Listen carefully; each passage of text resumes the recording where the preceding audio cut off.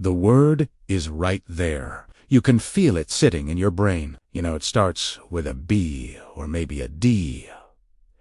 It has 3 syllables. You can picture the thing you're trying to name. But the actual word refuses to come out. You grasp for it. You circle around it. You get more frustrated the harder you try. And the second you stop caring, it pops into your head perfectly. This isn't just annoying. It's your brain showing you how memory actually works. You've probably tried a dozen tricks to force the word out. You run through the alphabet. You describe it to someone hoping they'll say it. You get angry at yourself for forgetting something you clearly know. But the word isn't forgotten. It's blocked, and the more you try to unblock it, the stronger the block becomes. Your brain knows exactly where the word is. It just can't access it, and that feeling of almost having it makes the failure more painful than if you'd completely forgotten. This is called the tip of the tongue phenomenon. Neuroscientists have studied this for over 30 years and found it happens to everyone an average of once per week. Your brain stores words in a network where meaning and sound live in different places. When you try to recall a word, your brain activates the meaning first. The concept is there. The definition is there. But the connection to the actual sound pattern gets temporarily blocked. Your neurons know what you're trying to say. They just can't bridge the gap to how you say it. Your brain thinks it's protecting you from saying the wrong word, but it's actually trapping you in retrieval failure. Here's how this works. In moments that drive you crazy, you're telling a story and need the name of that actor. You can see their face. You know the movies they've been in. You can describe their voice, but their name is stuck. Your brain activates everything connected to this person except the one thing you need. So you say you know the guy from that thing and feel stupid. The word sits there in your memory while your brain circles it without landing. Everyone at the table tries to help by naming random actors. Each wrong name makes your block stronger because your brain has to reject it and go back to searching. Or you're in a meeting and reach for a professional term you use constantly. Project management. Stakeholder. Bandwidth. Simple words you've said 1,000 times. But today, your brain refuses to produce it. You can feel the shape of the word. You know it's 2 syllables? You know what it means? But solving it, impossible. Impossible. So you fumble with synonyms that don't quite fit. You look less competent than you are because your memory is playing keep away with vocabulary you own. And here's what nobody tells you about this. The harder you search for the blocked word, the more your brain reinforces the block. The phenomenon doesn't just steal one word.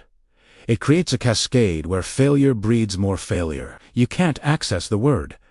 This triggers frustration. Frustration activates stress. Stress narrows your focus to that exact blocked pathway, which makes you try harder on the same failed route, which strengthens the block, which increases frustration. You're stuck in a loop where the solution is to stop trying, but stopping feels like giving up. So you keep hammering at a door that only opens when you walk away. Your brain has the word ready, but your desperate search is jamming the retrieval system. Your brain is running 10,000-year-old software on today's problems. Most people think this means their memory is failing, so they panic that it's getting worse or means something is wrong with them. But that S-like thinking your computer is broken because one file woend open while 10,000 others work fine. The real issue isn't memory strength.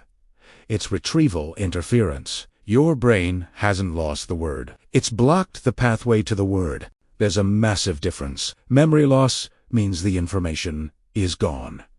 This means the information is trapped. Your brain knows it's there. It just activated the wrong neural route, and now it's committed to that failed path. This phenomenon survives because your ancestors needed precision in communication. The brain that said the exact right word for danger instead of fumbling with approximations kept the tribe safe. Your neural networks evolved to reject close matchas and hold out for perfect matchas. When you're retrying to say leopard, your brain will let you say lion, even though it has close. It blocks everything until it finds the exact word. That precision saved lives when details mattered for survival. But now that same system traps you in retrieval loops. When you're just trying to finish a sentence, Your brain inherited a word-finding system optimized for accuracy over speed. When it can't find perfect accuracy, it gives you nothing. But here's where it gets interesting. You're not forgetting words. You're experiencing the gap between knowing and accessing. Your brain has two completely separate systems. One holds what you know. The other retrieves what you need right now. And those systems don't always communicate. You can know something perfectly and still be unable to pull it up in the moment. The tip of the tongue feeling is your brain showing you this gap in real time. The knowledge is there, solid, permanent. But the retrieval pathway is temporarily offline. You're not losing your mind. You're experiencing the difference between storage and access. Once you see it as a retrieval problem instead of a memory problem, everything shifts.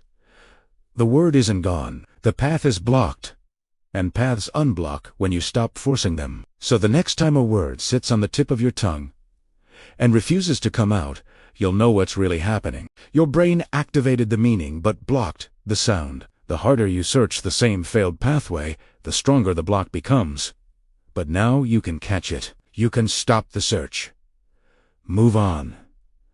Do something else, and watch the word appear 5 minutes later when your brain finally relaxes the block. That's not your memory failing.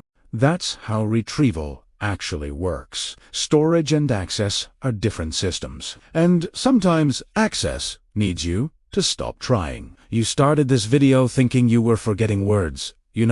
Now you know your brain is blocking access to stored information because you're searching the wrong pathway. That's not a small shift. That's understanding why the word appears the moment you stop caring. Watch yourself this week. Notice how often the blocked word shows up right after you give up looking for it. The pattern will become obvious once you see it. Join the thousands of people who are finally understanding why they do what they do.